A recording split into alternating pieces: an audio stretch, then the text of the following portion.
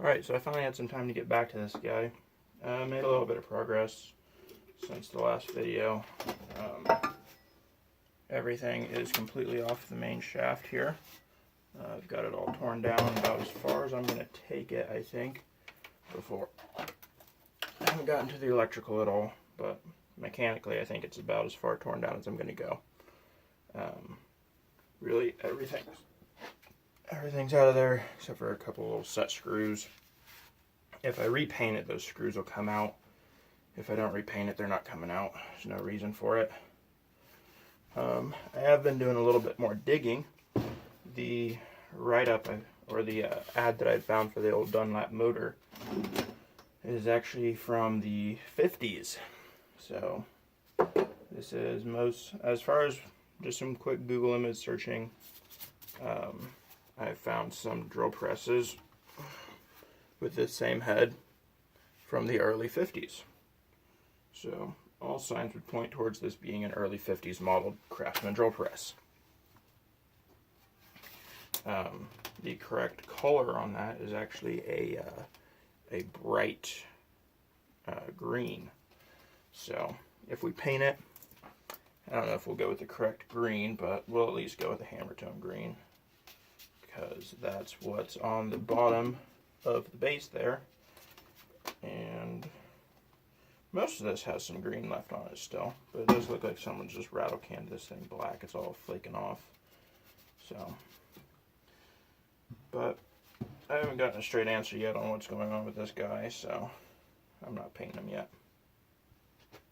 But we at least do have it mechanically torn down enough to where we can start cleaning up some of the rust, get it to where it's at least functional.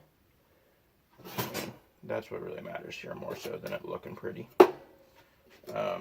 Being a 50s drill press, it is a little bit more tempting to go ahead and make it all nice and pretty and restore it. But on the other hand, it is still intended for service, so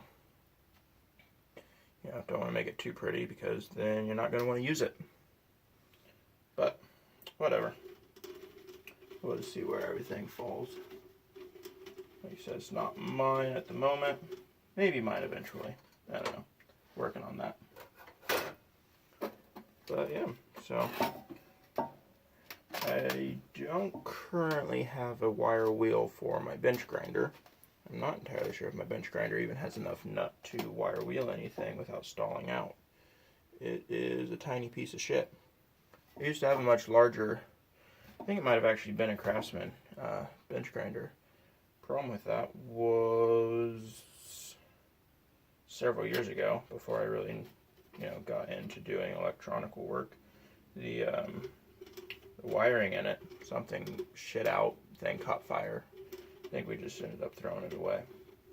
So it wasn't necessarily my decision to throw it away. It was more the decision of the person whose garage it was in when it caught fire, and I wasn't there when it caught fire, and he chucked it. So things happen. Not the end of the world, but I wouldn't mind having it to rebuild. I did end up having to beat the shaft out of the end of it. Nice little trick to keep from marring up your edges. What'll happen in the hammer stuff is the edges will get all rolled over, and that'll make it actually more difficult to get out of the end. Take a nice little wood block, put it over the end of there, and smack it. It'll protect your edges, and you'll knock it out of there. Just use some cheap shit wood that you don't care about, and you're good to go. So you'll notice this guy has some shiny spots where everything's been parked for years. Rusty spot where nothing's touched it. Up here where it's got a couple shiny rings, that's where the head of it was sitting. As far as orientation, it really doesn't matter. Once it's all cleaned up, it's all the same. So it doesn't matter which end is up. It'll all be shiny. As far as these guys, at least going to wire wheel up the plates that you actually use for working. Those will get wire wheeled because those are supposed to just be bare metal. Nice and shiny, smooth surface to put your tooling up against. That's probably, this will get, I'm going to take this over somewhere and get it, blow it out with an air chuck. That way all that rat nest and everything out of there is good and gone. And then we'll go from there. I still need to get the switch ordered for this guy. That'll happen this weekend, so that we can just go ahead and get that all done. And then this base plate here. I will go ahead and wire wheel the slides so that it slides in and out a lot easier. And then I'll lube them up so they'll continue to slide in and out easier. The motor, probably really, I'll try and blow out as much of it as I can. I'll probably at least wire wheel the bottom of it for the grounding wire to clamp in there.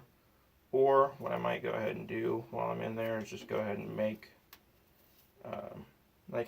most newer machines, as I mentioned before, they'll usually have an actual stud, and this will have an eyelet that'll go under the stud.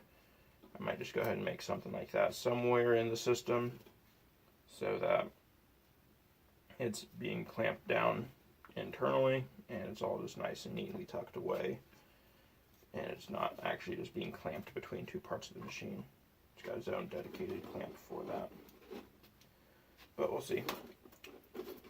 I'm not trying to necessarily reinvent the wheel here. I am, however, trying to go with more modern power supply and grounding setup just to make it safer and more reliable. Now, as far as my plan for wire wheeling this, is what I got at the moment. I need to pick up some wire wheels for either my cutoff wheel, change that out for a wire wheel, or pick up a wire wheel for the bench grinder. As it's not payday yet, neither of those are. And the baby's awake, so turns out this is just an update. I'm not actually going to work on anything.